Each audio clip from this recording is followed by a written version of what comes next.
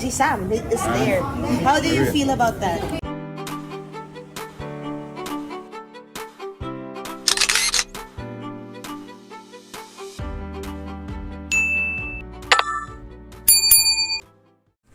Welcome back sa aking YouTube channel para sa mga first time na panonood. Mas click mo na yung Jeremy's TV, Manila. Anyway guys, wala na po ba ito, libre lang?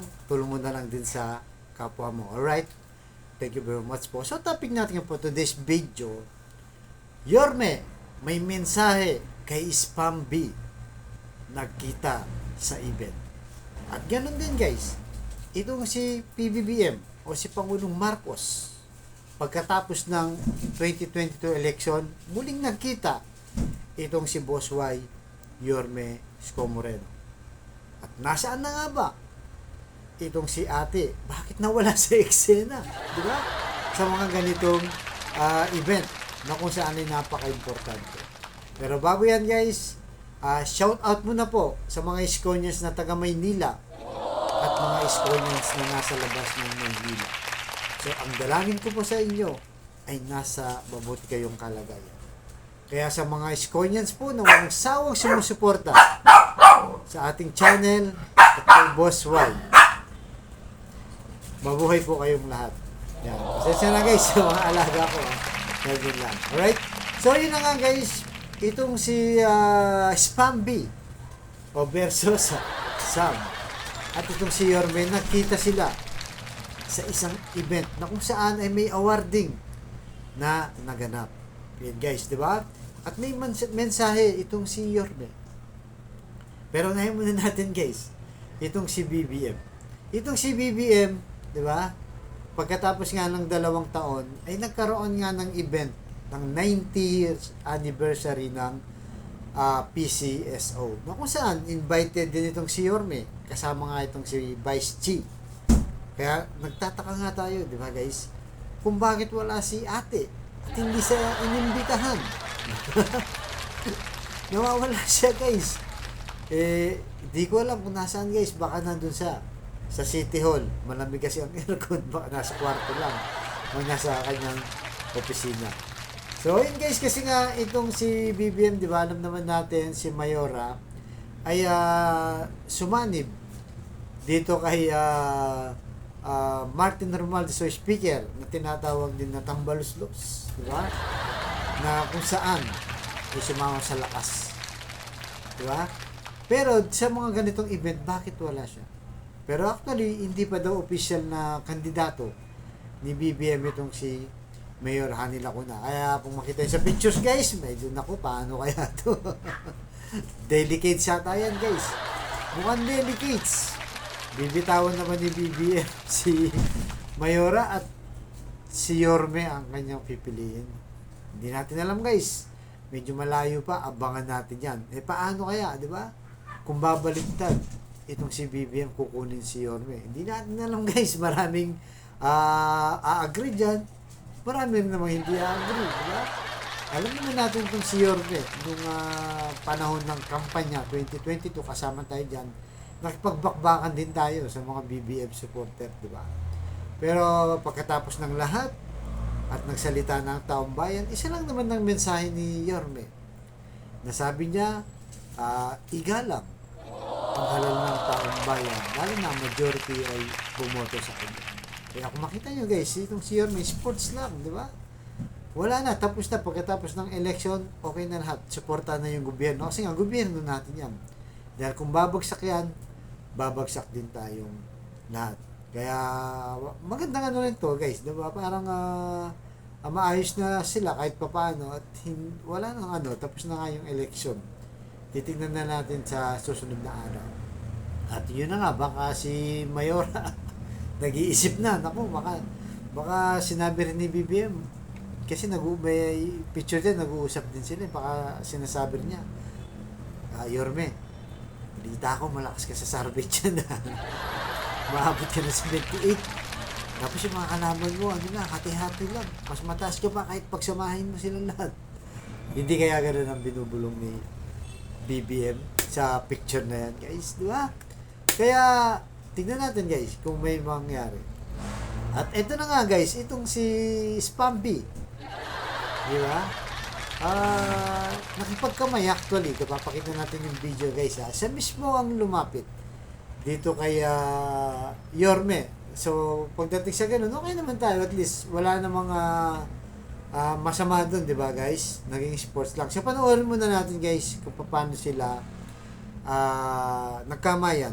At mamaya, may mensahe si Yorme guys dito kay Spamby. Ano kaya yun? Tingnan natin. So, panoorin muna natin kung paano sila nagkamayan. Right? So, ayan na. Kita natin guys, di ba? Yan. Medyo kausap ni Yorme itong si Bongo.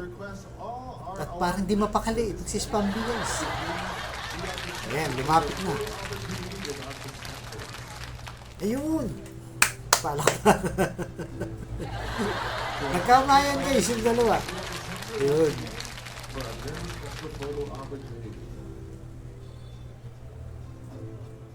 Oh, ano?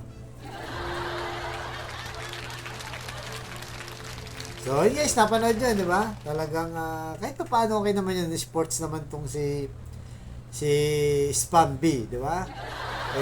Siyempre, si Yorme, ganun din naman. Kaya discuss natin kanina kay BBM, pareho lang, kumbaga, ito, past na nakalaban niya si BBM. Ito naman, future, saksulukuyan na magiging kalaban niya. Pero nakita naman natin sila ng sportsmanship, di ba? Okay na yan, guys. Di ba? At makita natin yung award, di ba? Pag sinabi mo kasing award, guys, ibig sabihin, magaling ka talaga, di ba? Sa kahit na anong larangan. Kahit yung mga estudyante nga, di ba? Nung panahon natin, pag magaling ka, ang nakakuha ng pinakamagaling, first honor, second honor, third honor, di ba? At sa panahon ngayon naman, sa mga estudyante, with honors na. Tapos, with high honor, di ba? Yun ang mga, ano.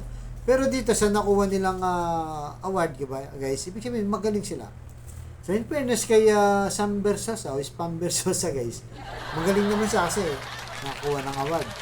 Pero kung pag-uusapan lamang, guys, yung kagalingan, di ba, ng isang tao, ay nako, siyempre, hindi papaulit dyan si Boss Bay. Di ba? Magaling talaga. At dito mo, malalaman na kung ang tao ay may kakayahan talaga. Lalo na sa pamumuno sa gobyerno. Yan guys, di ba? Oh. Si Yorme, ang dami nakuha. Champion City, Gucci Award, sa DTI, sa, ano ba to? Man of the Year. Diba? Ang dami pa yan guys. Governance Award, Manila City PICC. So, marami pa guys. Bukod dyan, meron pa siyang nakuha dyan. No? Iba naman yan. Finalist, Asia Leaders Award. Awards, diba? Yan, hindi ko alam kung anong award yun guys. Basta award yan.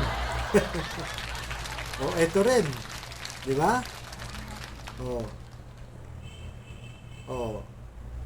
People's Choice Award no to People's Year 2022. Yan pa, may hawak na parang kahoy na may star. Ang dami guys. So pagdating sa award, wala tayong problema kay Yorme guys. Talagang magaling siya. Ibig sabihin lang yan, basihan lang siya na isa sa talagang tunay na leader na pwede nating panghawakan.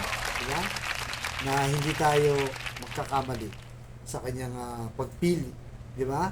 Kaya nga sinusuportahan natin siya, guys. Kahit sa anong larangan, talagang itong si Yorme, nakikitaan natin galing na kung saan yan ang kailangan nating leader dahil sa talino niya, di ba? Magagamit niya yan sa kanyang pagbubugyerno. Actually, nagamit na nga niya yan, dadagdagan na lang ngayon. Kaya patuloy natin suportahan itong si Boss Y Yorme Isko Moreno. Lalo pa, guys, habang papalapit na talaga yung election, di ba? Dumarami yung naninira sa kanya. Kasama na nga yun si Spam Versosa. Di ba? At mga trolls.